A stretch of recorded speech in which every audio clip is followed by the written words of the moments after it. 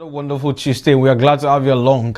We welcome you especially to the arena here on WoezorTV. My name is Ekow Appiah, and tonight we have a lot to unpack and discuss here because our national team, or the Black Stars, is preparing for the 2026 FIFA World Cup, and we are 51 days away from the start of the tournament. On Thursday, we're expecting that the Ghana Football Association will officially unveil the newly appointed head coach Carlos Queiroz, and we understand that he's coming in with 5 technical members, and today one of them has confirmed that he will be serving as the assistant manager. That is the South African trainer Roger De Saa. I will bring you more updates on that as well as we prepare for that unveiling on Thursday. In the Ghana Premier League, we zoom into the match day 30 games and we'll preview them and bring you some of the games out to look out for this weekend. So with the Ghana Premier League, Kumasi Asante Kotoko last night exactly around 10:30 confirmed the departure of their interim coach Prince Yao Owusu, that is left the club. He's currently in the UK. Initially, when the news started coming in, the club says that he sought for permission, but now the club last night confirmed that he has left the club. For now, assistant coach and youth team coach Hamza Obin will take charge of the club until the end of the season. The guys will look into that decision as well. We'll bring you a quick update, or we'll do the Premier League discussion and ask whether the race is no or has slipped off from Arsenal hands, and it is now in favor, or is tilting, whether it's tilting towards Manchester City as well. So we'll bring you some Premier League discussion here as well. And so all this and more coming up. Remember, we'll bring you our team of the week, and also we'll bring you our Ghanaian players abroad, their performance as well. As always, we'll bring you our investors corner whilst we wrap up the show. But then remember, the show is also proudly sponsored by MyBet.Africa as our proud sponsors as always. But before we take a quick spin, let me walk you through this interesting news as we prepare for the 2026 FIFA World Cup. Pack your bags, Ghana, because 2 people are going to the 2026 FIFA World Cup today, and 2 more tomorrow, and 2 more the day after that. This is the Black Stars World Cup support raffle, and for just 10 cedis, you could win a full World Cup experience package, return flights, accommodation, and match tickets to all 3 of Ghana's group games this summer. Now, and there are daily consolation prizes, cash, your mobile money wallets, autographed Black Stars jersey, VIP fan pack tickets, airtime, data bundles, and more. Every ticket is your vote for the Black Stars, and your shot at being there when Ghana take on Panama, Croatia, and then England this summer. To participate, just dial *899# on MTN, Airtel, or Telecel for just 10 Ghana cedis. The more you buy, the better your chances. This is the Black Stars World Cup raffle. Now, 2 winners every day, Ghana to the world. Once again, to participate, just dial *899# or visit ghworldcupraffle.com to participate. We'll take a quick spin. I'll be back. I'll introduce the guys. We'll zoom straight into our discussion. Stay with us.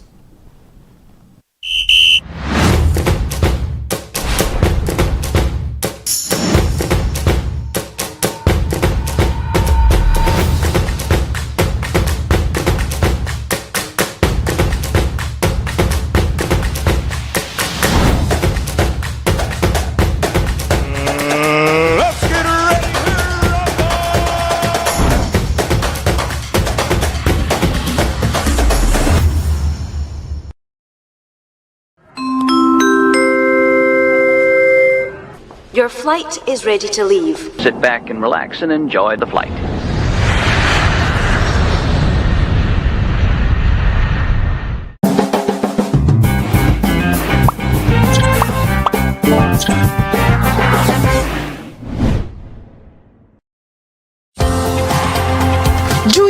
to sugar-free, freshly squeezed fruit juice, choose Greenline fruit juice and smoothies. Filled with vitamin C, calcium, iron, fiber, and zinc, every drop of Greenline juice and smoothies is naturally made to give you energy, good health, and refreshment. Enjoy your favorite Greenline orange, pineapple passion, watermelon, pineapple and turmeric, pineapple beetroot, pineapple and ginger, and healthy green. Greenline fruit juice and smoothies, powered by nature.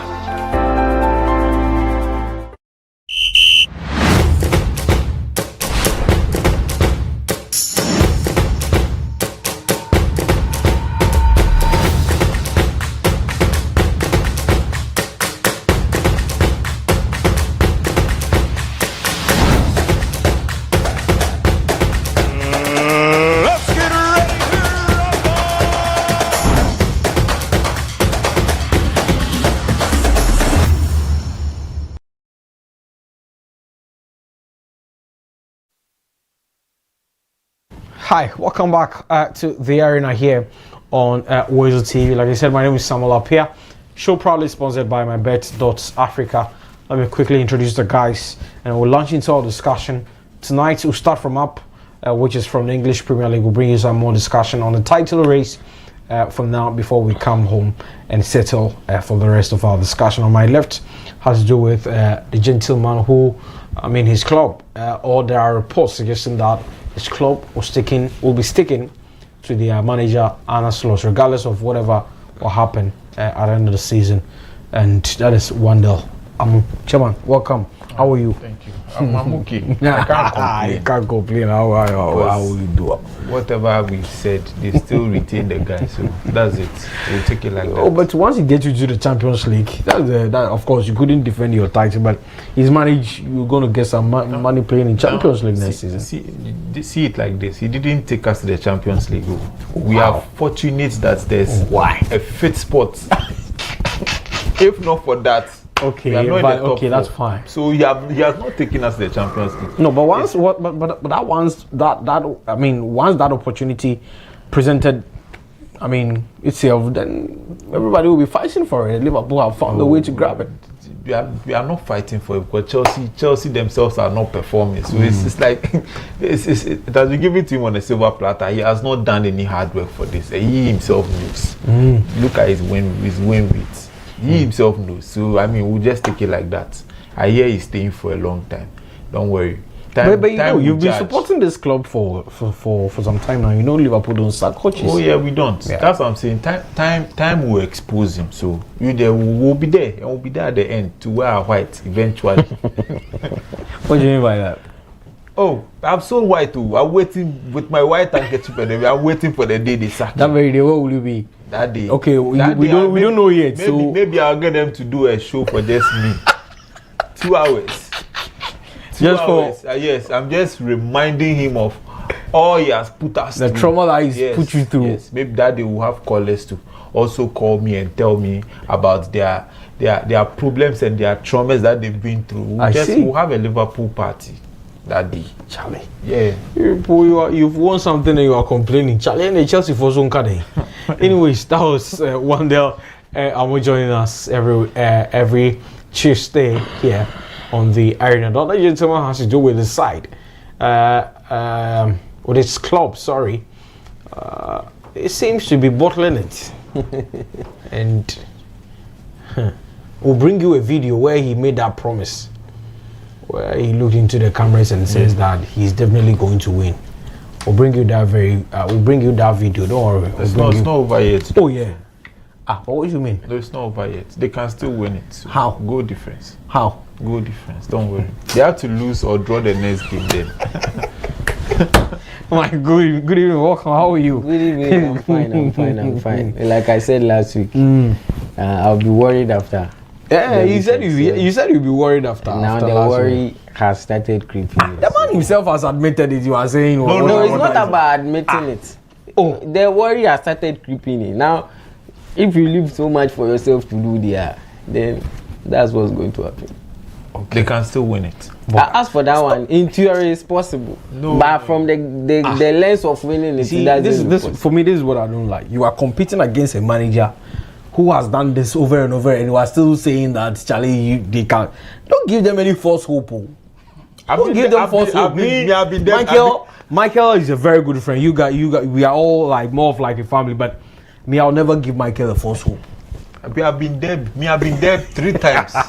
And he didn't win. Out of that, how many did he win? He won only one. He won only one. 97 points. 97 points. A season where 99. Liverpool just lost one game that very season. 99 points. And they were not able to go to win. Yeah. So I'm hoping that maybe they can actually. And the way the guy was supporting Arsenal self on Sunday, me self, I'm not even supporting Arsenal. No, because I want that thing to end. I said, hey, what Wendell see? Pep is feeling too comfortable. I don't like it.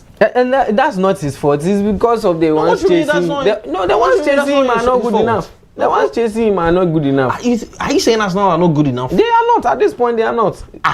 How? How do you convince me? They are not. No, convince me. They are not good enough. A team that has been on the league log, top of the league log for 200 plus days. A team that was 9 points off. You started at 12 at a point. Well, we'll start from 9. Okay. They started the season at the top. Yes. No, we didn't start the season at the top. Okay. Well, even before we no, Bournemouth did. AFC Bournemouth. Even before we kicked the ball. No, listen. Before we kick the ball. Bournemouth. No, Arsenal come. AFC Bournemouth. Okay, that's you please go ahead. You carry on. That argument I had to somebody. You carry on. No, but I'm saying that if you are leading a league as difficult as this, 9 points, right, and you have just 5 games to go, and you can't maintain or just double it, then I don't think you are serious. Where you go back to Sunday and you watch that particular game against Manchester City at the Etihad, I think Arteta went in with a perfect game plan, in my opinion, and he saw how they came back. Yeah, they kept on pressuring them. I don't know what happened. I think at the point in the second half, they found their rhythm. They pressed, but it looked like Manchester City always found a way to play them out of that zone. But you watch this Arsenal team, right, and the defeat that they suffered, and look at how Manchester City played. Where does that leave Arsenal? If it's going to go, will they be able to cross the line? Now it's up to them. I think a lot of people have spoken a lot about this game and what the game meant to Arsenal and what the game will do to the title race. But I said, maybe not on here, but I said in several quarters that if we will lose the City game, it will be because of our poor performances.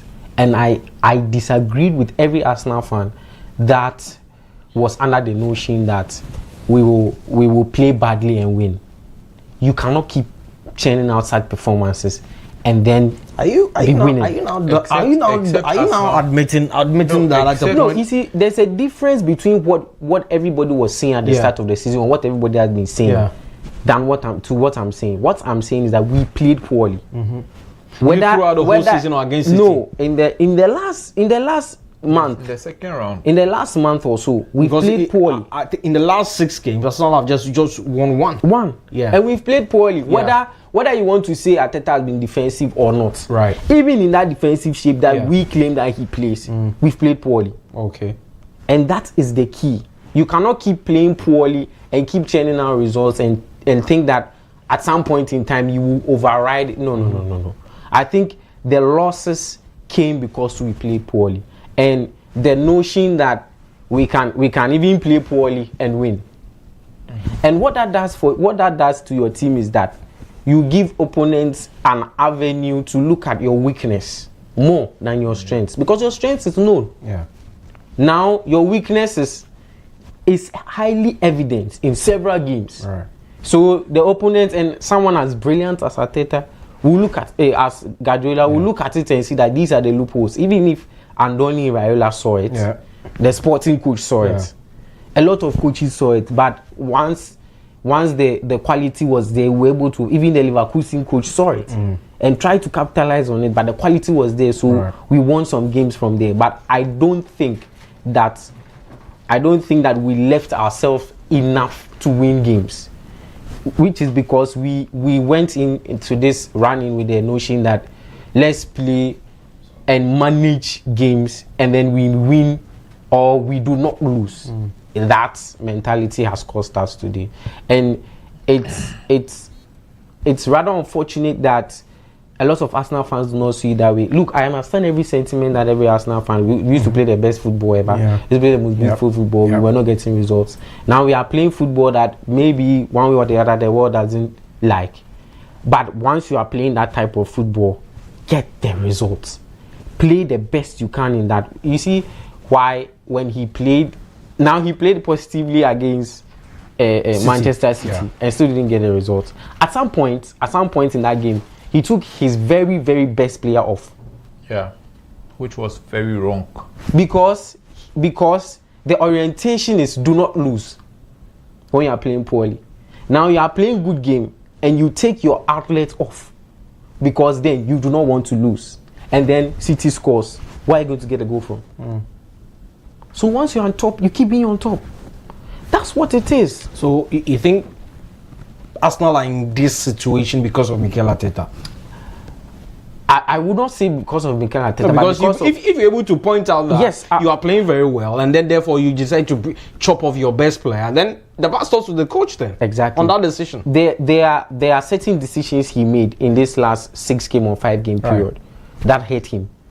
And one of them, a chief of them, is playing Ben White for so long. When Ben White was off form, you had Christian Mosquera on the bench. When Ben White was injured, you played Mosquera as a right back, and he played impeccably well. Mosquera went to Anfield and played as a right back, and dominated his side of the field. Of course, you want your fullbacks to project like what he wants to do, but for now, what you want to do is to maintain your level. You do not bring someone in that reduces your level, and that's what he's done over most of the time. His choices have been questionable, and it's crazy that we are talking about it, but his choices have been questionable. Look, if a lot of people have also said that if he's the manager and the bar stops with him, so he decides in the Carabao Cup final, in the FA Cup, why do you go with Kepa when you had Raya? Fair, you want to be fair to the guy, but do you want to win something, or you want to be fair to the guy? No, you want to win something. That's a priority. So you choose your best players, and that's what it is. Kepa has been on the bench for a long time. I trust Kepa, but I didn't think that game he should have played. And especially coming up against opposition that are more dominant and better than you. You need to field your best players to give that side a proper competition. Exactly. Especially Kepa not being so good with his feet. David Raya, watch the game. Most of the balls Kepa played because City was pressing, we wanted to play in behind. And Kepa kept playing the ball in behind. He was not finding anybody in the first 20 minutes. So in this case, I'll pick one else thoughts on the Manchester City, how Manchester City were able to find themselves back in this title race, and if they win tomorrow, it changes the complexion of the race. If they win by 4 goals, then so I just want to ask you. You look at the money that Arsenal have spent on the markets, the players that they've brought in. Of course, you have issues with some of the decision making by Arteta in some games, but should they go all the way? Because and you win the Premier League title, and at the end of the season, you sit down with him, Arteta, and you pick our run of form from January to May. You've won the title, you've won the Champions League. You ask him, Arteta, we cannot keep going on like this. We cannot keep doing, because this is the third time where you've been in a comfortable lead and it's looking like it's slipping from your hand. You have to think about it and ask yourself, where have we gone wrong?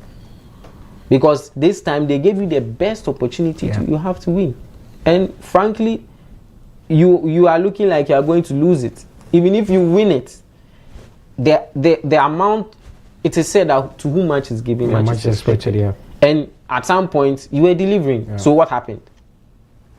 Forget about the injuries, forget about everything. I think we had a good enough team to, if not keep the pace, to make it comfortable enough for us, but it has become so difficult for us. I'll come back and then we have a look at which side you think is now favourable, of lifting the Premier League title. But like I said, City were not in the race at a point, because like Michael has admitted, Arsenal really were in a comfortable lead. They were cruising at a point. City were third, second, and then they found out themselves back into second spot. And now it looks like should they win tomorrow, it changes everything. How was City able to put themselves together and put the pressure on Arsenal? And it looks like the pressure has caught up with Arsenal, and now they are crumbling.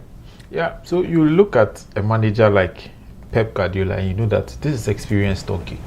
Even from December, during press conferences when he was asked, it looks like he's going to miss out on even top 4. And he kept on saying, titles are not won in December. Titles are only won from March going. And you could see the confidence in what he was saying. It's someone who has done it to Liverpool about 3 times. And even against a club side that was firing on all cylinders, he could actually do that. And when you look at, every time they keep on asking him who is his toughest opponent, but not to catch you, between that Liverpool team, right, and a club that were firing and scoring for fun, and this current Arsenal team that Arteta is managing, which side do you think is much better? We'll show the numbers soon to justify that. But the numbers will come and we'll look at it.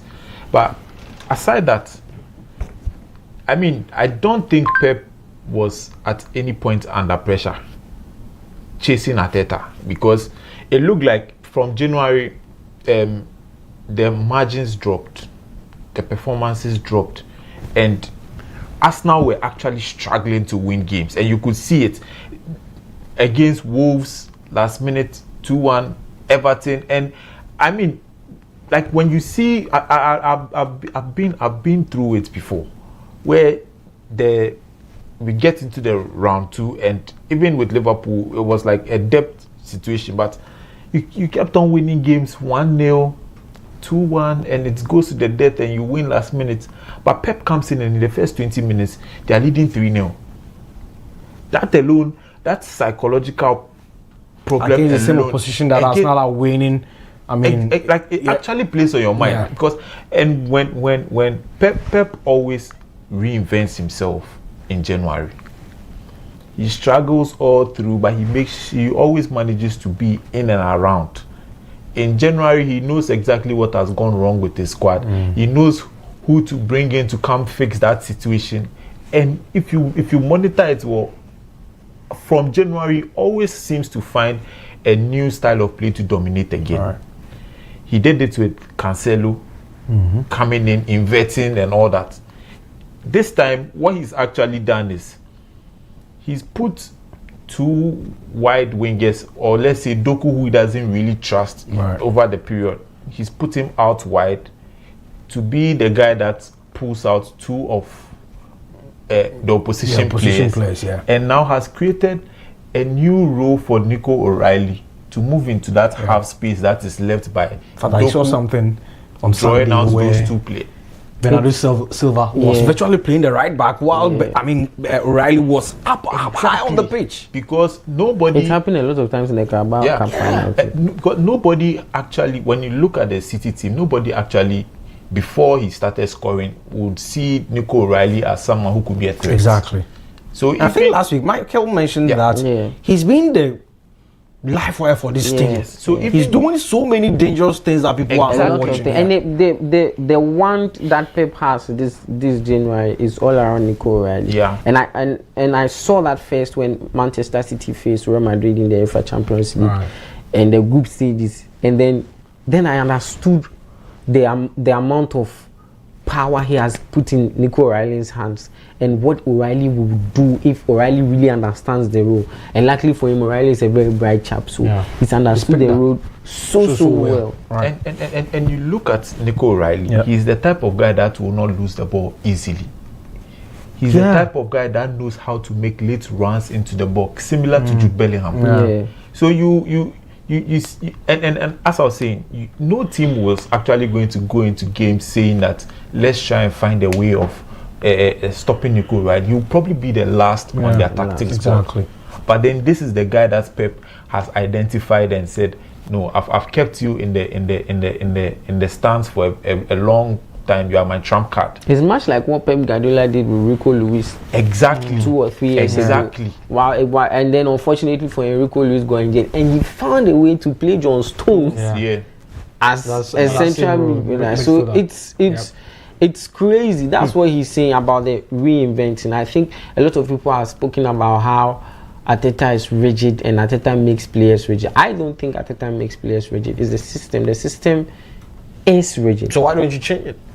That is the problem. The system allows players to do what they do, but does not allow players to take a little bit of innovation. But if the system is not going to guarantee you the laurels, why do you still back it? Look, the experience has put Pep Guardiola in the position to understand and read certain games and do certain things. I think for Arteta, it's the fact that he's not won anything yet, and he's really struggling to win. So when he finds something that works for him, he barely wants to change it. And that's the problem. Right. Be confident, be brave enough to change what you can do to make things go better. Yeah. So as City have always been confident from the get-go, and the January window also gave Pep the chance to actually fix 1 or 2 things. He had a lot of defensive issues. He was conceding. True. Actually, they were scoring, but he was still managing to concede goals, and some resulted in draws and all that. Then he brings in Gay. Gay was not in the plan. Gay was almost certain to go to Liverpool. Yeah. Then he brings in the guy that you already have Premier League experience. You have played for the England national team. You know how the English league is. Yep. Come and be my backline, trusted back defender at the back. And he has come in and he has played so well. Exactly. Then he finds out that he has no threats in wide areas because Savinho has really disappointed. He put food in there several times. Work, It hasn't worked. So now he had to find somebody. Exactly. He brings in Antoine Semenyo, and you look at how they play. Most times those guys are keeping the width to allow Bernardo and Nico O'Reilly into those half spaces. I mean, they stretch the pitch so much, and then just like what you said, if Doku is attracting 2 players, Semenyo is attracting 2 players, definitely there are going to be holes there. Exactly. Yeah. And for the game against Arsenal, one tactical thing that he did was he knew Arteta would come in trying to put a marker on Rodri, because at the end of the day, Rodri has always been the player that controls the tempo of how City play. Then he says, let's put Rodri aside and run the whole show through Bernardo. Yeah. So indirectly coming into the game, he's already changed the style of play. So whatever happened during the Carabao final, it's entirely different from City has shown up. Exactly. Because you had Bernardo dropping deep to actually pick the ball up and advance the ball. Then you have the same Bernardo controlling where the ball goes, how the ball, everything was going through Bernardo. Rodri, at the end of the day, was just playing setting the tempo. He was just doing his job. Exactly. Stop counter attacks. Just get the ball, pass through Bernardo. And that is hard to predict. And if you know Bernardo and Pep so well, you understand that when Pep wants to do something different, it starts from Bernardo. Yeah. That is why Pep speaking about Bernardo leaving saddened him a lot. He was asked before the game against Arsenal. He said, because Bernardo announced that he's going to leave at the end of the season, he said, if you allow him to speak about Bernardo, he might even cry, because Bernardo understands everything that he wants to do. Pep Guardiola wants to do. And I really like what he said after the game on Sunday. Like we've discussed the Chelsea thing. No, who is passing the experience to? Yeah. Right, the rest of the players. On Sunday, he said when he came on, Company was there, Gundogan was there, Fernandinho was there.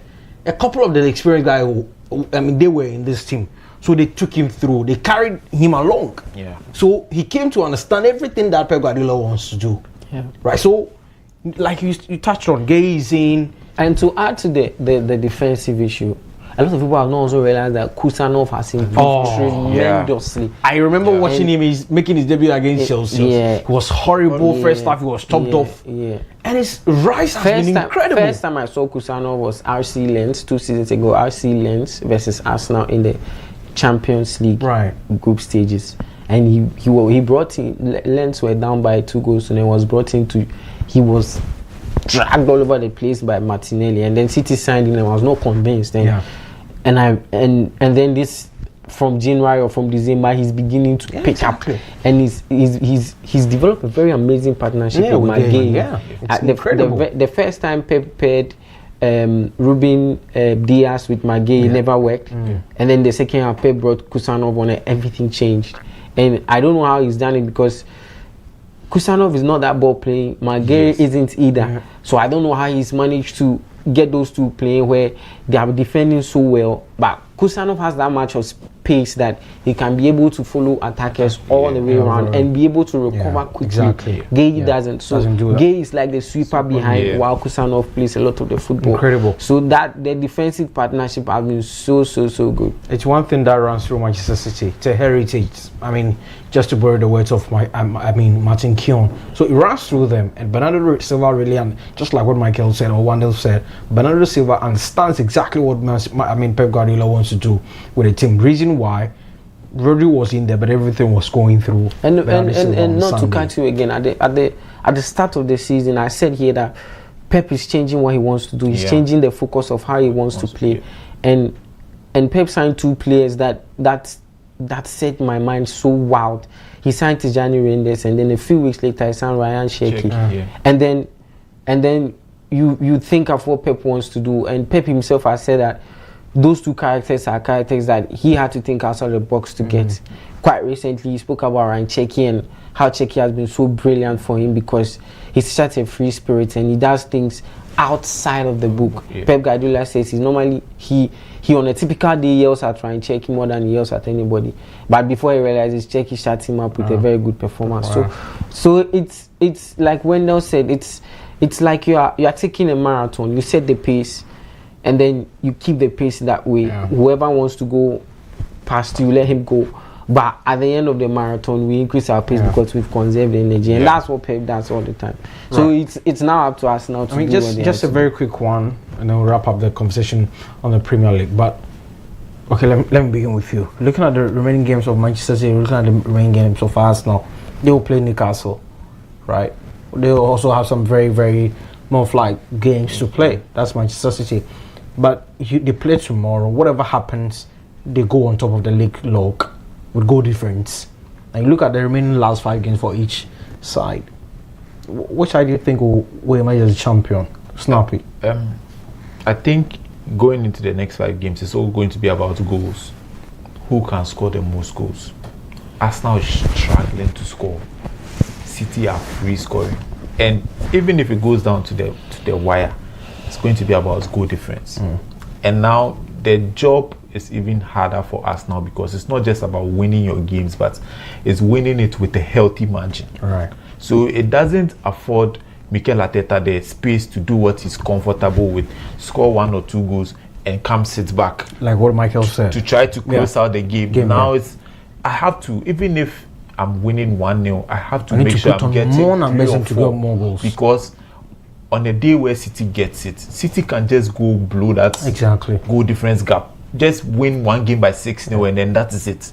And I mean, I've always said it, at this point in time, Arteta has to change something. He has to let the if he should change something, conservative if mindset. he should change something, what do you think? Yes, he has to stop being conservative and go guns blazing, because 5 games to go, what do you have to lose? They are at the point of bottling it. This is the point where he says, okay, let me just go out. Go try to win games by 4. Let it be a cricket score, let it be a basketball score. That's even better. At the end of the day, you get your 3 points, you get some goals in there. But if he keeps on doing this, it's doomed, because City can just win that tomorrow's game by 4. So who wins it? I think City wins it. City wins it. Mike, the same question to you. He believes that Arteta needs to change something, and he needs to come up, just like what you said, that you have issues with how he plays. in the last 5 games, one else believes that Arteta need to be explosive. My only concern is that I don't, even as of now, I don't recall the last time Arsenal scored from a set piece, a corner, and they are not scoring now. I'm just saying that. Last season, the same thing. I'm just saying. Last season, the same thing happened. That. The first round, we scored a lot of set pieces. Yeah. Second round, nothing So happened. yeah, but we were told that they've improved on that. You know, It could just be that if teams you have are- found a way of Yeah. positioning themselves to prevent the so simply they've been the caught point. out, Exactly. and now they are compete. struggling. No, but the if point you are is, if you are an Arsenal player, if you are Arteta, that performance against City will encourage you. of course, I agree. Rather than maybe discourage you. But then there's The two bottom line is that they lost. there's two sides to the coin. Are you going to keep doing what you are doing now that made you lose, or you are going to revert back to what you did that made you keep winning? And like when they were saying, which one do you prefer? Because now the goals are now in the equation now. Yeah. So you win your games and score more goals. That lineup was the best attacking lineup I've ever seen Arteta put out. So if he really wants to win the league, we probably have to play that way till the end of the season. And then, like you say, you have nothing to lose already. It's more or less in your hands, but you have to do what you have to do. So win the games you have to win. Play the best football you want to play. And of course, we've said here that even though we feel like Pep is that type of manager, or the team is that type of team that when they smell blood like this, they keep going. They will be meeting a team like Dortmund. They will be meeting Bournemouth. They will be meeting Crystal Palace. Those Playing two. Everton, they'll go to Everton. They will go to Everton. They'll go to Bournemouth as well before Yes. they play against Villa. So the fixtures actually are in a way tilting towards Arsenal, but the performances don't tilt towards Arsenal. Of course, in the last month or so. And the other thing too is, it may look like that, but then Arsenal has a lot of relegation fights. Yeah, because Arsenal and that's Arsenal where it gets. have. You Arsenal have have West Ham to compete. Yeah. The only relegation threatening team is West Ham. The rest are teams that there's another team in there that you have to go to. Right.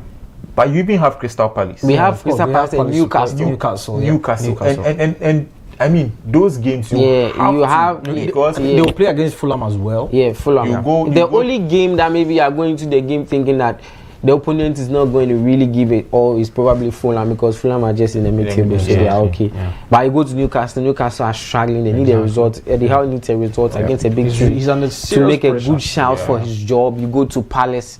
Palace also need to win because they also want to enter Europe.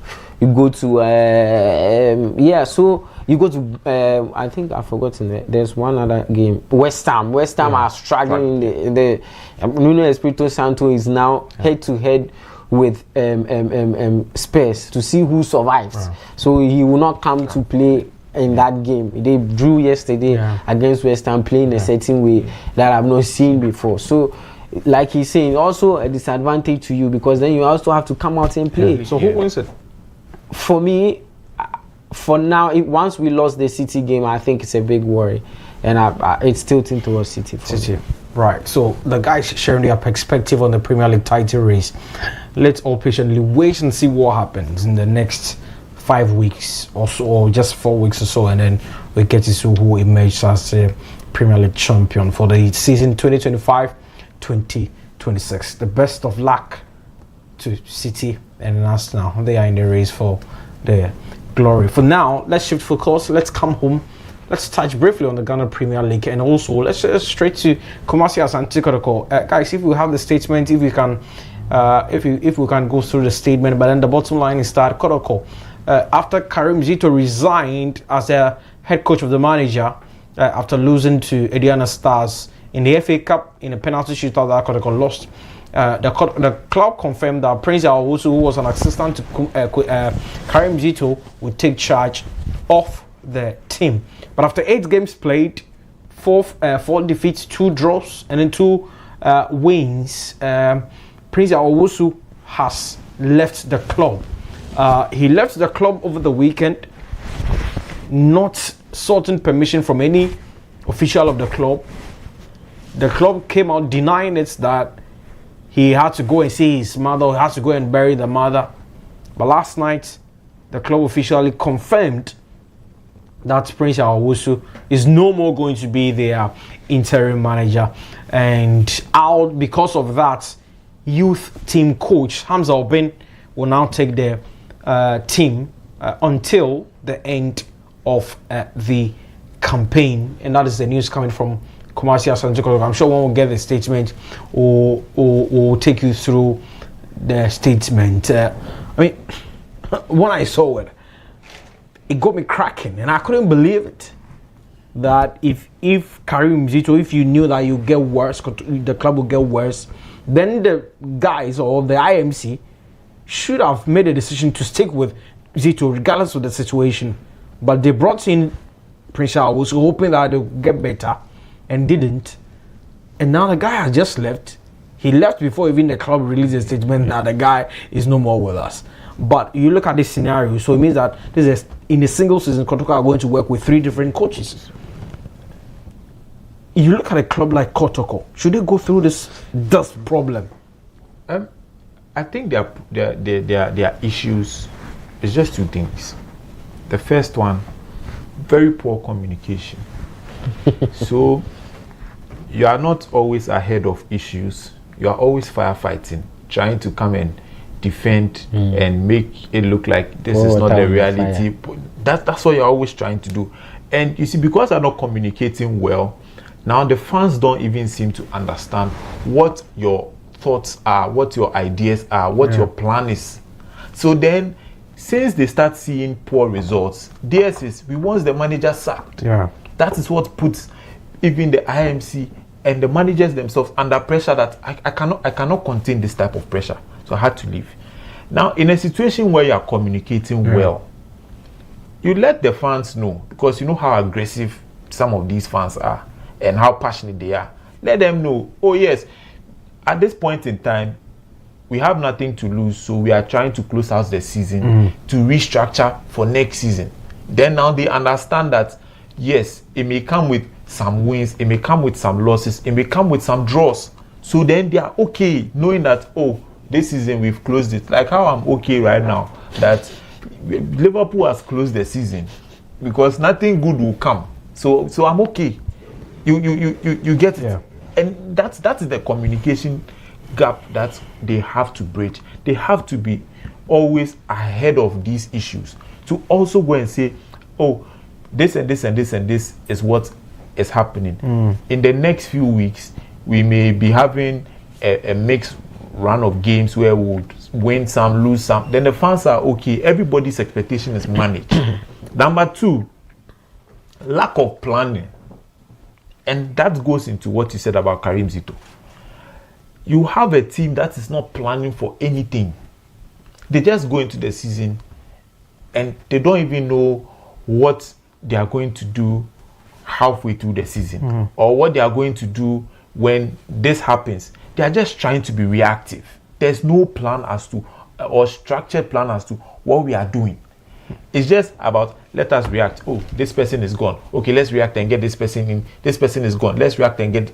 Because if they were clearly planning, they would have seen all the gaps and issues with their team, and they would have seen the work that Karim Zito has done or was still doing to still get them some results, and said, oh, yes, we see your issues here and here and here and here. How do we come together, Jojo, and try and fix it going into the last round of games, or going into the summer? How do you create that sort of plan, and then now everybody is aligned.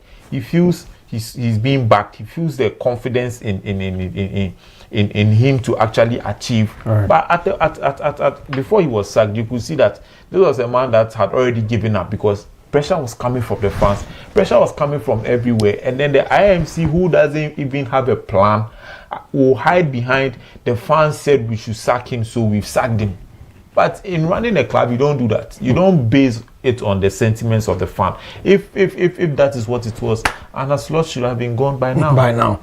Because I've sacked him with my mouth for God knows how many months now. But that is not how you run it, because we don't see what happens at the back end. You see it, you have more information. So you should be able to first create that strategic plan and then communicate it effectively for everybody else to be aligned. Then now when things are going the way they are going, even your fans will have sympathy and say, oh, we expected this to happen, so you let's allow him. Maybe we have gaps here, we have gaps here. Once we fill those gaps, we can now start seeing steady performance. That's what it is. So this is what the club said in a statement last night. Interim head coach Prince Awosu has stepped down from his role with immediate effect. The coach stated in his resignation letter that his decision was taken in the greatest interest of the club. Management expresses a sincere appreciation to the coach for his service, dedication, and commitment during his time at the club, and wishes him the very best in his future endeavors. In the interim, youth team coach Hamza Obin will take charge of the team for the remaining games for the season. Further arrangement will be communicated in due course. Signed, Safrigo Esquire, communications director, and that is what the club said last night. Whom do you blame this coaching chaos to? On the lighter Wendell feels that proper analysis were not done to know that, regardless, looking at what Karim Zito has done when he took over from Prosper, I mean, they didn't really do a proper perspective of the work that he's done, but they just decided that, I mean, we should just allow him to continue, and then they got to a place, fans say we should let him go, so the fans are out. Now, this is their third coach of the season. Whom do you blame all this coaching poor decision, on? Listening to Wendell speak, and he was saying that if he wanted Slot sacked for some time now, but he's not getting Slot to be sacked. You are using that one to try to compare. Anyway, I think that I have a simple question. I've seen a lot of times that they've been trying to reconstitute the board of Kotoko. Has it? Now they have 3 board members now. And that is like 7 months into the league. No, for now it has been the IMC that have been running the. That's what I'm saying. Yeah. So if you give the board that was announced, those 3 members, they will take charge, or they will begin their work next season. If you give somebody a job on an interim basis, you just tell the person, do your best and go. It's as simple as that. So that's what they are doing. What if it gets worse? So they are doing their best. They are doing their best. There's no responsibility. There's no ties them to the responsibility. So you disbanded a board that would demand proper accountability for almost 8 months, 9 months, and you've handed the club over to an interim committee. Yeah. They will do what they want to do. The interim committee have been on this job for close to 2 years now. Wow. Yeah. So that's the state of the club for close to 2 years now. It's as simple as that. It's rotten from the top. Yeah. Are they even asking themselves, why do we keep disbanding our board on several occasions? Because it has become analysis. Do you know what happens in Kumasi? Do you know what happens? Do you know what happened when Dr. Kwame was a board chairman of the club? It's simple things. Maybe you guys don't know. If it happens that I'm now the Kotoko board chairman, right? The people around me will always be praising me on radio. Those that are against me will go on radio and say things that I have not even done to paint me black. So all the time there are factions. There are ones that are in favor of the one in charge, and those other guys are also firing from all cylinders. In any case, so that is the issue of Kotoko. Everywhere there are factions. The Liverpool you mentioned, there are factions. Yeah. When you go to Arsenal right now, some of the fans are not happy with whatever management is happening now. But the planning, the cost of duty, the sense of duty is there. Yeah. They are doing what they have to do to keep the club running, and that's the basic thing that we keep talking about. In which serious club do you actually hear of even who the board chair is? Go out and ask people who is the board chair of Arsenal. If you Google it, you not even find it. Who is the board chair of Chelsea? If you Google it, you not even find it. The issue is about what happens on the pitch. Who is the manager of Chelsea?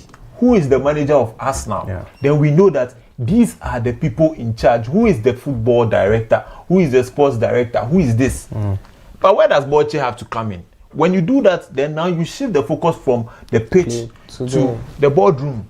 That's what I'm saying. And that's what will happen. That's what we are saying. It's I mean, for now, we understand that an expatriate coach will be taking charge of the club for next season, and a new CEO will be named before the start of the season. As of now, Koroko they sit sixth on the Ghana Premier League standings, and but I mean, finally, briefly before we zoom into the Black Star discussion, there are some updates coming from the Black Star technical team. But I mean, Hamza Bin, what do you expect from him? Very young coach, but very enterprising as well. But one also at Hasselhoff. Yeah, he worked with Buedu at Hasselhoff. Yeah, he worked with Buedu, so I know him very well because at the time Buedu was coach, I was seeing him around.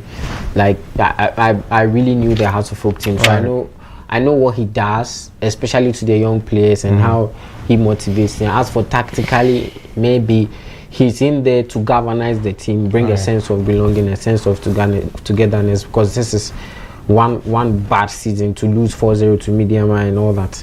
So he's just there to, I think, build a relationship with the boys together, and then keep this team on par with what they have now, so it doesn't get worse, and then push them to the end, and then at the end of the day, someone else comes. So yeah. You sided with him, very young, but then he walks into this job and it looks like he's just been asked to just stay the rest of the games, 4 games until the end of the season. But that's the only option they have. And what I expect the people at the top to do is to now come and tell the fans, this is the plan. Next season, Obifu from Neba. So this is what we are going to do. Whether he loses or wins, hold your horses and wait till we deliver what you want next season. Because if they leave him out dry like that, you still have another issue where fans are attacking him after games, and you also feel pressured and leave. Because have we asked ourselves why a manager would just get up and flee from a club without? I should have said, I should have resigned. He sneaked out. Why would you do that? Let me give you. Anytime you speak about these things, people say, why do we like doing comparison with Ghana and Bournemouth? Andoni Raiola has publicly annoued. And this came also as a shock to owners. Publicly announced that he'll probably not renew his contract at the end of the season. In 5 days, they found a replacement in Marco Rosa. And this has been communicated to the fans. For them to understand the situation where the club is going towards. That's what we expect our clubs to start. But then you go back to the example that you made. Bournemouth, they have proper structures. They know which coach that walks in and shoots whatever they are doing. And that's another thing. Today I think on radio I heard the marketing manager for the GFE talk about the fact that it's always negatives. But my point is it from the clubs? Yeah, he says from journalists. From journalists in the media. Anytime. What do you expect from him? But and you see, what I want him to understand is, if the league is giving us positives, we will make them about it. At the start of the season, when we watched the Hearts games and they were playing Hearts Kotoko, when they played a very good game, we all said we said that we could see the tactical handwork of Karim Zidu and I always forget Didi Dramani. We praised that. We like the fact even that the recent this was happening. Hearts versus Kotoko game. Did you see the traction that it brought on Twitter? So if you don't give us positives to work with, what do you expect the journalists to turn talk back about? and come tell us we should talk about the. It's like you're telling us we should lie. Because when there's nothing to work with, how do you expect me to say? But then you know to expect also understand Jamal. Jamal is trying to protect his product. So that's what he's trying to say. So in protecting your product, you have to make sure your product works. Your product exactly. I agree with you. Exactly. Because you can't tell me I shouldn't complain about tomorrow maybe they brought me Kivu Gari and I opened it and it was full of worms. And I shouldn't complain. That's you can't tell problem. Me on my way to work I saw a Premier League club and its players picking Chocho from a certain bus stop and you say I shouldn't say. They should get serious. That's what I'm saying. Jamal is only trying to protect his product. It's as simple as that. That's a bit of the Kumasi Koroko coaching chaos. Remember, the Ghana Premier League hopefully will return. This weekend, the various stadia, and we'll bring you more updates on that. But for now, there is a news coming in from Black Stars camp, and that's where we turn our attention to for now, because on Thursday at Alisa Hotel at 1 p.m., the newly appointed Black Stars head coach Carlos Queiroz will officially be unveiled, and he will face the media for some questions. And we understand that he will be coming to town, just like I touched on briefly last week, with 5 technical members of his staff. So together they will be 6 in all. And there is a news coming in that I just picked up, and this is how the new technical team is going to be like. Carlos Queiroz as the head coach. His assistant, Roger Disa, which we're going to place a very focus on tonight's. Second assistant is Desmond Ofer, who retains his place in the technical team, like the team have already discussed or has discussed on last week. And then goalkeeper's trainer is Daniel Gaspar. And then assistant coach, goalkeeper's trainer will be Fatal Dauda for now. 3 video analysts, 2 from Otuado's team, and 1 from Carlos Queiroz will team up as the 3 video assistants, 3 video analysts for the Black Stars, and 1 physical trainer. So that is the updates coming out from the camp of the Black Stars. And so we switch focus, and that is where we're going to discuss the Black Stars. And the new, I know that our viewers are aware of the head coach that has been confirmed already by the Ghana Football Association, but we'll discuss the assistant coach that is coming in, his role, and what we expect him to do going into this World Cup. You're still watching the arena here on WoezorTV, a show proudly sponsored by MyBet.Africa. Once again, let me walk you through this. After that, we'll take a quick spin. We'll be back, and then we zoom in straight to the conversation of the Black Stars. Now, pick up your bags, Ghana, because 2 people are going to the FIFA 2026 FIFA World Cup today, and 2 more tomorrow, and 2 more the day after. This is the Black Stars World Cup support raffle. For just 10 Ghana cedis, you could win a full World Cup experience package, return flights, accommodation, and match ticket to all 3 of Ghana's group games in North America. Now, and there are daily consolation prizes, cash to your mobile money wallet, autographed Black Stars jersey, VIP fan pack tickets, airtime, data bundles, and more. Now, every ticket is your vote for the Black Stars and your shot at being there when the Black Stars take on Panama, England, and then Croatia.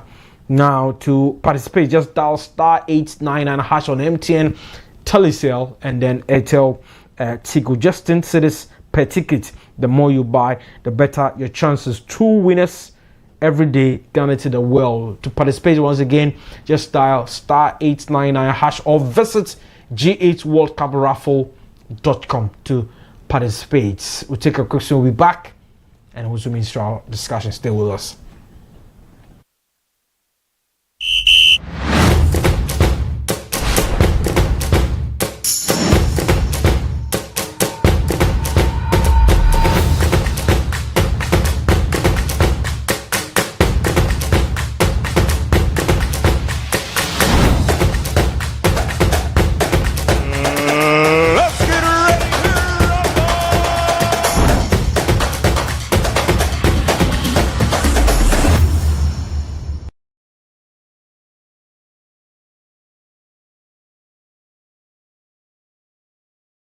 to mama mrase na me mpese mama mra be yirenti me di biara Ghana na me num biara so Ghana se ba no afahye ene apuntuo biara se dia me di dem ho diara ne officer bites na huso dedi wo de obehwie biara mu occasion biara ya mamre dedi wo mu no de e kire yensu e wo afahye eye ni apuntuo ase de obetime di officer bites asum wo hoho unumu a e koyo officer bites made in Ghana. So open a doodle to our first Stepos Enterprise. Ewa humetrum voice. Officer Bitters, oh yeah, guy. Officer Bitters be a guy, what it? Numnya same one tom manipa wondi in fear do what we. And Sasa pen for ne about our woman Codano for Enumbi. And num and some fan kaka. FD aje Gwedi and Krato Yatum.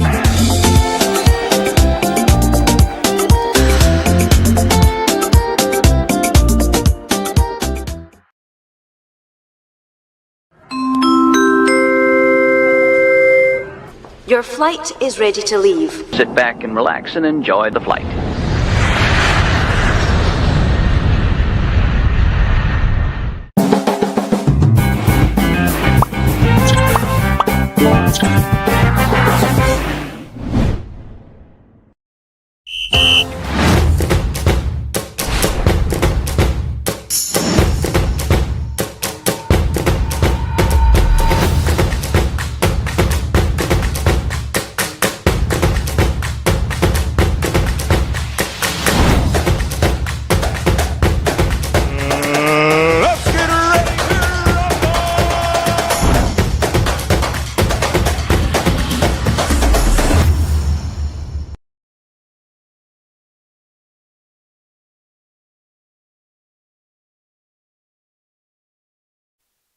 Welcome back. You're still watching the arena here on WoezorTV. My name is Ekow Amoasi Appiah and I'm doing this together with Wandela Moen and Michael Gogo. Right about now, like I said before the commercial break, we are heading straight to the Black Stars, and we're expecting a new assistant coach, like I've confirmed to you, Roger Desar, and then we'll bring you some more conversation. That remember on Thursday, 1 p.m. the Carlos Queiroz and then his backroom staff will be unveiled as they get their work underway. Remember, right after the unveiling, they will head straight to the sports minister officially to meet him, and then their first game will come up against Mexico next month before they wrap up their games against Wales.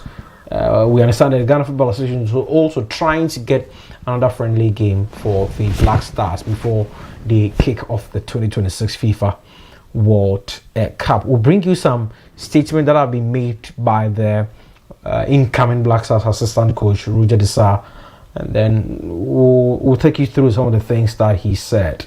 They are all expected to arrive in the country on Thursday. The reshaping gradually looks like it's happening, and from what I know, some of them, Tofik was here and then he confirmed that some of them has been communicated to already. Okay, so this is what the new Black Stars coach, sorry for the, it's not Black Stars, sorry for that. Now, this is what he said according to Kickoff, when he spoke to Kickoff, a South African based online portal. And this is what he said: I've been watching a lot of films, watching different players with different clubs. The biggest challenge is obviously to select a team without having really enough time, and obviously the preparations are also very short. You've got about 2 weeks to prepare your team. This is concerning. Yes. They know that they have very, very limited time to put together a very, very short, a very, very good team.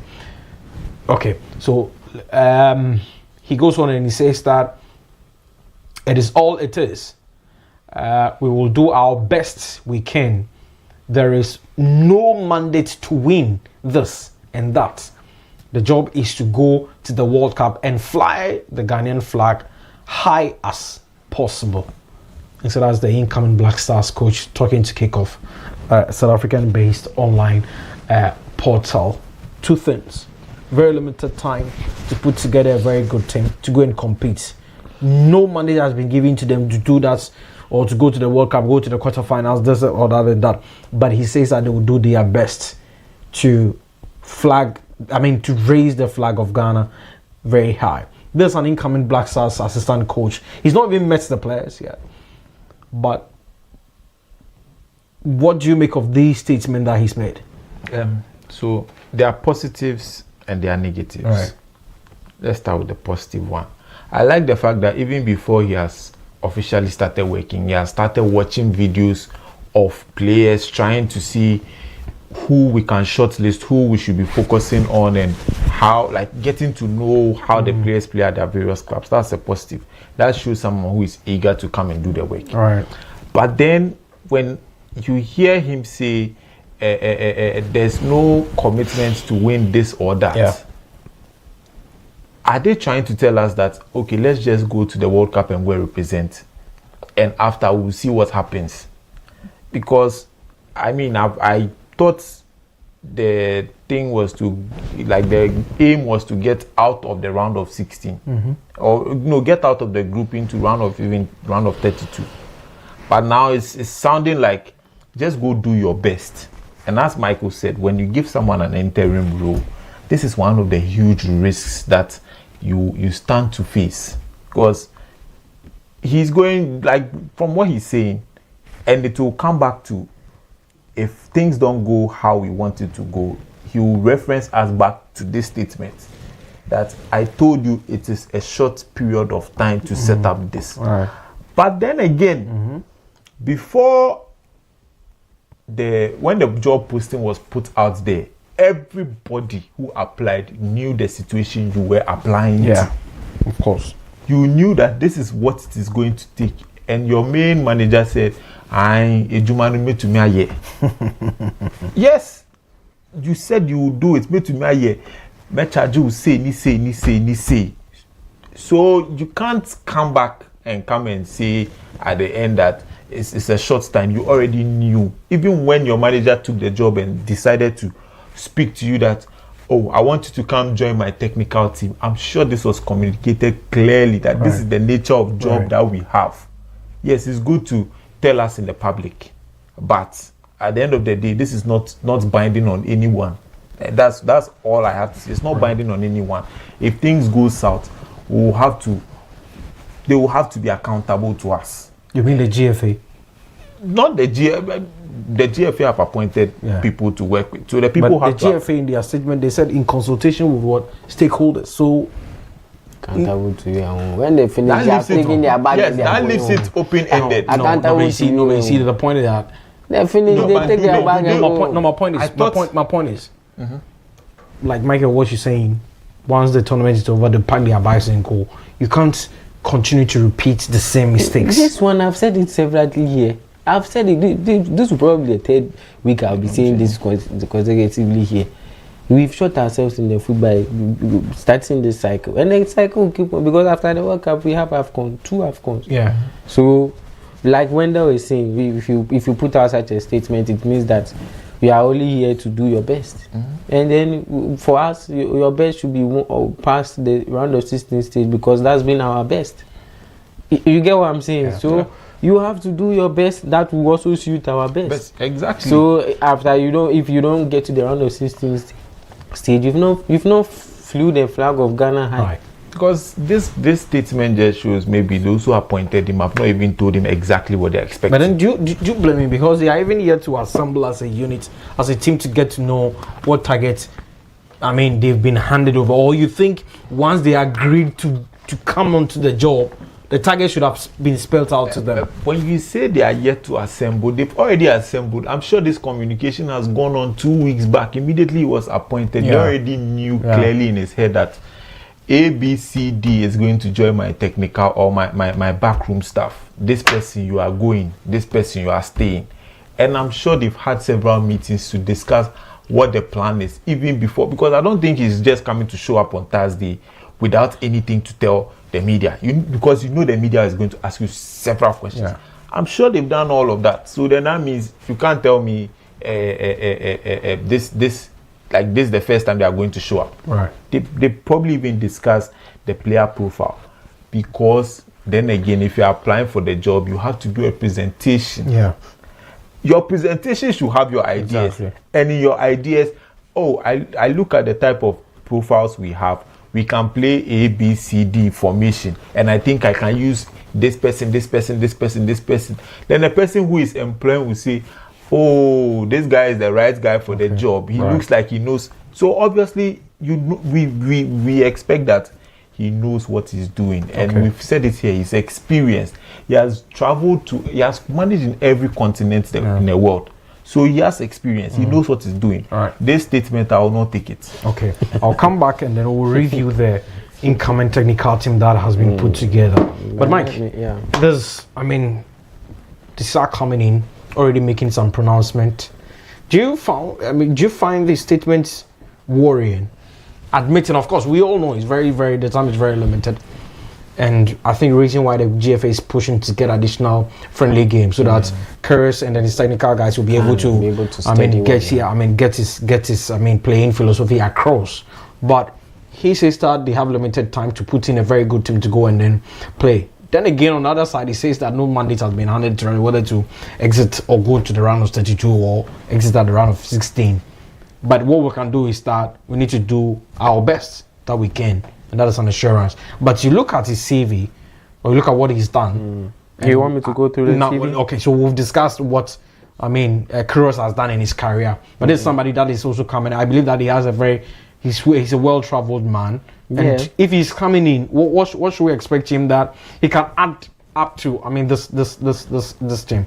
Okay, so first and foremost, what Kuros wanted was somebody with an African experience, and much like Kuros himself, Roger Desai was born in Mozambique, right? And so born in Mozambique, and then went to South Africa after I think some war, and then became a football player, a goalkeeper for that matter, right. And he played for Sundowns, he played for I think Morocco Swallows, and then he Bisbee Fists, and then he retired.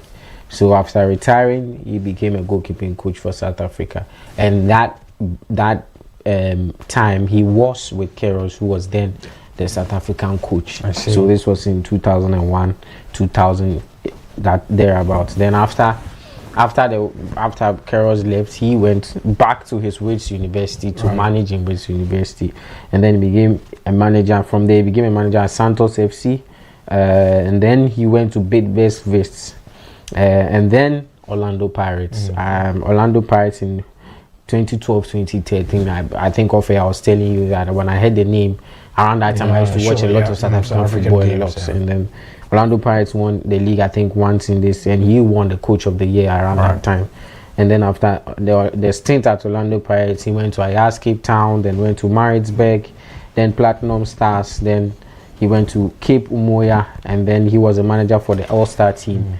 Like twice or for 2 seasons. Then Carlos Queiroz took the Egypt job, and then he decided to select him because of his experience on the continent, and because Carlos Queiroz had worked with him in South Africa. So he decided to use him as assistant coach at Egypt. And if you know, we all know that the Egypt job is a very difficult job for a foreign coach. And for Carlos Queiroz and Roger Desai to take that team to the final in the AFCON, they only lost on the penalty shootout, and so they knocked out the host too in the semi-final, I think. So then again when Carlos Queiroz went on to Iran, he took him also to Iran, and then he became the assistant manager at Qatar because of his connections he built in Iran, and he was now back in South Africa as a technical director for Cape Town Stars, Cape Town Spurs. And so that's basically it. So I think what Queiroz identified in Roger Desai was simple: somebody who has experience on the African continent, because he did that well with him at Egypt. And I felt that if you work with those you know, and that's basically what it is. You work with those you know the best you can, and then bring the best out of everybody. Like when they were saying, I am not worried because of the comments he made, because those are just basically media comments, and I don't think he will come in, or both of them will come in thinking that from where we sit. And last week our boss Oti told us that none of us expect Ghana to even go past the group stage, and so they are just here. But you can't spread this money around because I was talking to a friend this afternoon. Might as well have just kept. Were you the one that I was talking to when you mentioned whether he's coming with the family on? Yeah. Because one will raise an important point. I was coming to that because you can't spend this money and still say that I mean, we should just go and then exit in the group phase. If you remember, at some point we had Avram Grant in this country staying at one of the best hotels in Ghana, and that was his permanent residence for years. There were sometimes he never stayed there, but I still kept paying bills. Somebody has raised that to the job. People don't expect much from them, and then they'll be able to do that. What they set out. Okay, so once again, I want to recap the Black Stars technical team that has been put together. We are expecting a confirmation, but we have been able to get this. I mean, confirmation. What it says.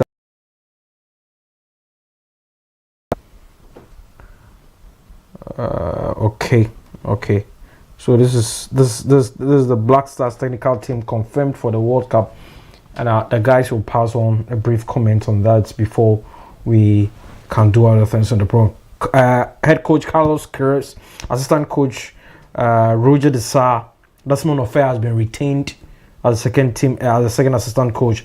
Then Gaspar as a goalkeepers trainer, a Portuguese one, of course, and then Fatal Dauda, now the second assistant goalkeeper, and then 3 video assistant, 2 from Otoado's team, and then 1 from Carlos Queiroz's camp, and then 1 physical trainer. No high performance again, so John Petel is not part of the newly assembled technical team. Oh yes. I don't have anything against him, but the guy really didn't offer anything to the team. Yeah, it's interesting to note who will be kept on as the video analyst, because if you remember the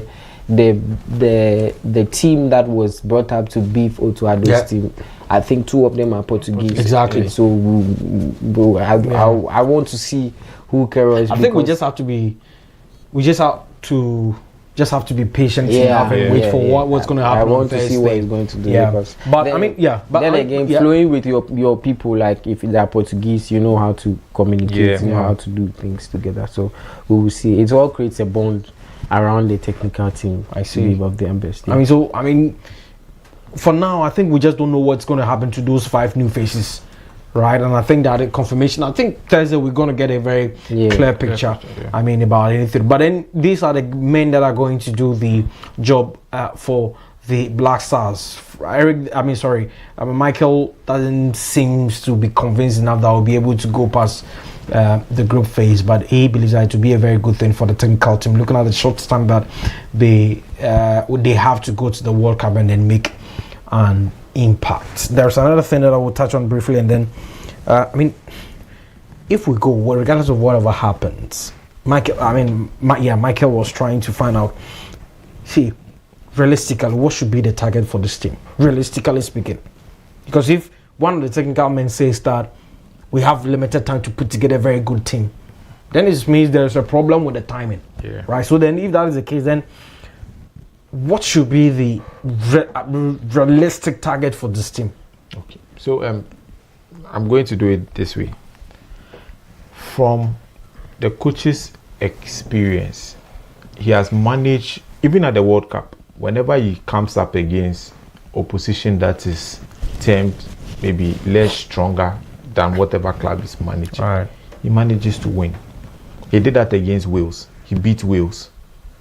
He had a draw against Portugal. And when you look at the opposition, I think, yes, Panama is strong, but he has what it takes to get 3 points from there. Yeah. Between Croatia and England, even 1 point, 4 points takes us through. And then now, even when it was 32 teams, there was a best placed third team that was going through, but now it's 48. So then that means the number of third place spots that can go through has increased. So then our chances of going through to the round of 16 has also to the round of 32 even has increased. All we are saying is, I don't expect us to even go through to a round of 16. That would possibly be hard or be a stretch, but get out of the group phase. That alone is a win for us. I mean, the round of 32, qualifying for that spot is okay. That's okay, because at the end of the day, it is huge money that we are giving, and for one way or the other, we have to find a way of advancing further to be able to cut some of the costs. Because I was asking you, so are his family members also going to fly with him across all the countries? Are we going to cater for all that? Is the same going to happen for his technical team? So we see 400,000, but it can go to it can like get to 1 million real quick. But if he's coming with 5, you don't expect all the 5 to be in one room. Yes, 6 to be in one room. That's not possible. And it's a World Cup. Yeah, they want to be there with their families. Exactly. What happens? Are we paying out of our coffers to like cater for their families to, like, all these things have to come in for us to know the gravity of the decision we've taken. Okay. And I think it's going north of $1 million. So then that means we have to find a way to get out of the group stages, at least, so that we can get some money to clear that cost. Right. So Wonder believes that if all these things are going to be done, then it means that at least let's get to the round of 32 or possibly round of 16, and so that we can bring some money home. So with him, isn't it? Or you still think the group phase? You see, I know I don't really have confidence, just because the decision making in a sense was too late, and we are doing things that do not make me happy.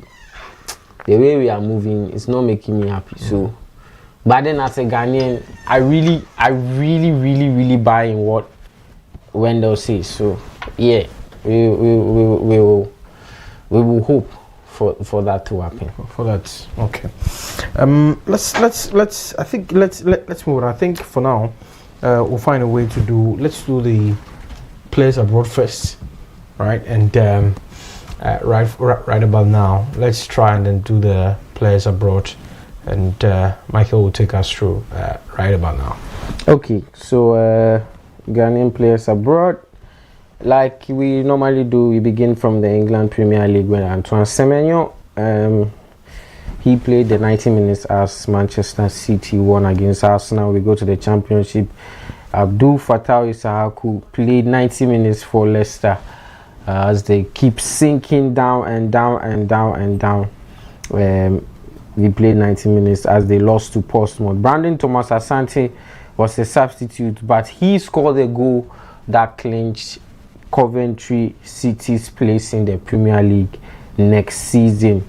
Ibrahim Osman also played 63 minutes as Birmingham drew 1-1 with Hull City.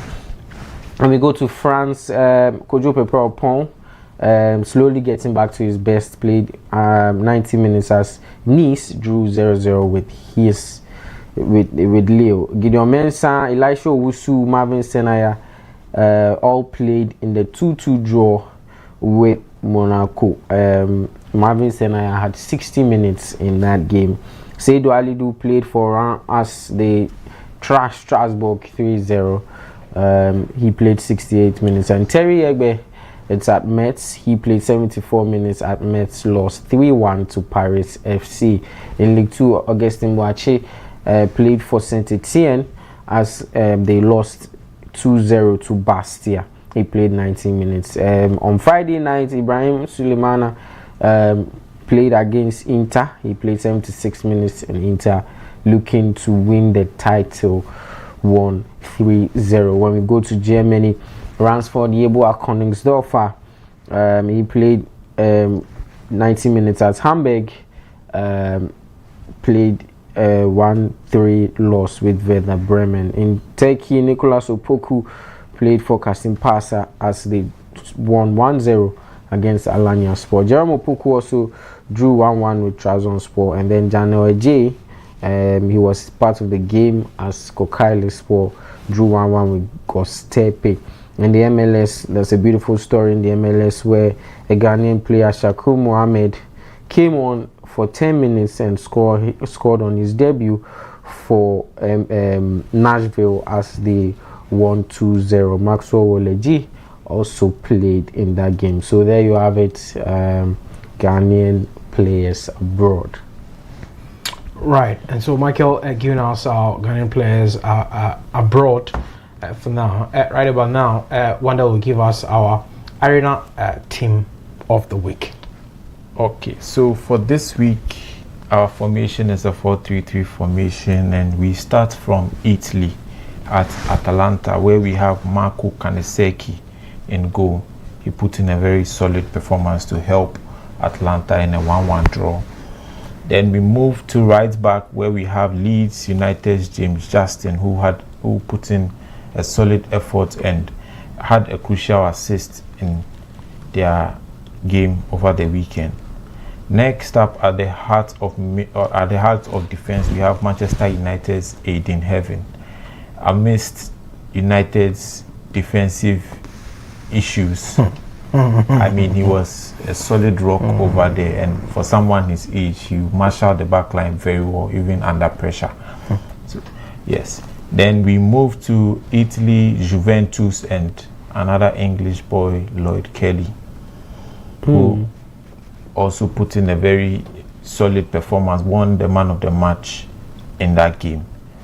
Then at left back, we have one of our mainstays, Federico Di Marco, consistently giving a goal and an assist in games, and he has been a very solid revelation at left back or wing back, left wing back for Inter Milan throughout his time over there.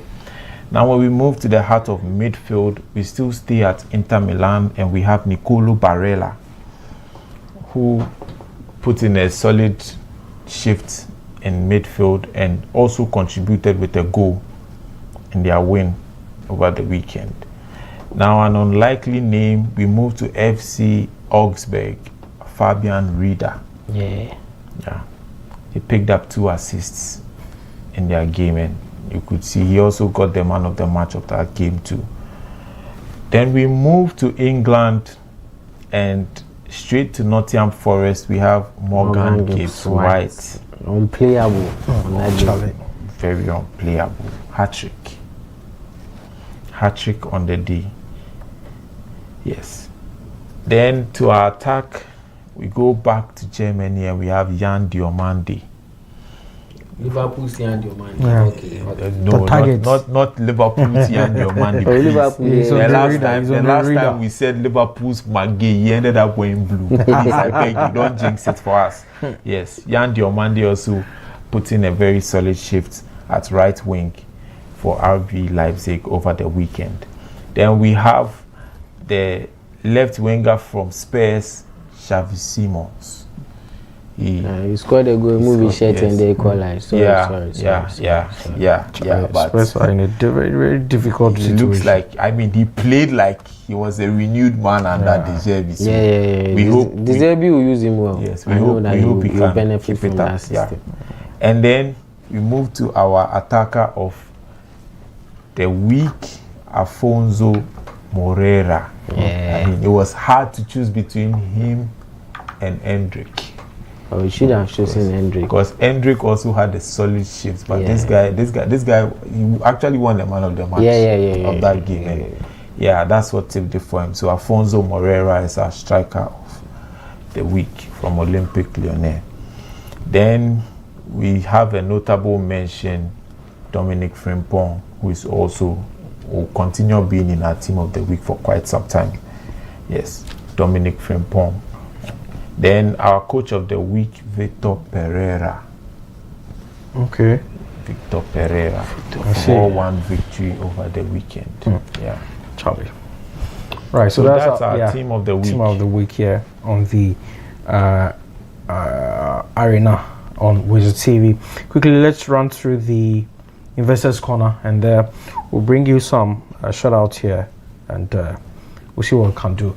And this is what we have for you on our Investors Corner. Coventry will take on Portsmouth. Coventry, remember, they are already they've qualified to play in the Premier League next season, and they will host Portsmouth in the English Championship. And PSG against Nantes, we are saying that home win for PSG. Burnley against Manchester City, we are saying that away win, that is tomorrow. Barcelona against Celta Vigo, home win for Barcelona. RB Leipzig against Union Berlin. We are saying a home win. Napoli against Cremonese. We're saying home win. Manchester United against Brentford. We are saying home win. And then Mainz 05 against by Bayern Munich, who have won the German Bundesliga. We are saying that away win for Bayern. This is our booking code PZTY. PZTY is our booking code. PZTY is our booking code. And so you can just head straight to mybets.africa and then you can use our booking code and then you can win some money. Let me do this shout out quickly and then two quick one, and then from your sweet wife, children, and the entire family, wishing you a birthday filled with joy, love, and favor from God. Cheers to another chapter of good health, long life. Amen. This is coming from Michael Atto. And there's another one, Christiana Eni. Today is your birthday. You are somewhere around the globe, and today happens to be your birthday. Happy birthday to you, Christy. Wherever you find yourself, take good care of yourself, and all the best. And unfortunately, today we're not able to do my, but all is good. So hopefully, you're gonna live the Premier League title. That's my wish for you. But then, please bring back. It is the way you said you. The wish that the whole year you said Arsenal not bring back left. that video, please. No, we'll bring it back. Wendell, thank you very much. Thank you to all the technical guys from Kweku, to Jonas, to Frank, to Ni, to all the guys. The motion curve. And the motion curve. Yeah. Thank you very much for putting the graphics together, and we are most grateful. Until then, we'll meet again on your screens, but have a wonderful evening. Take good care of yourself.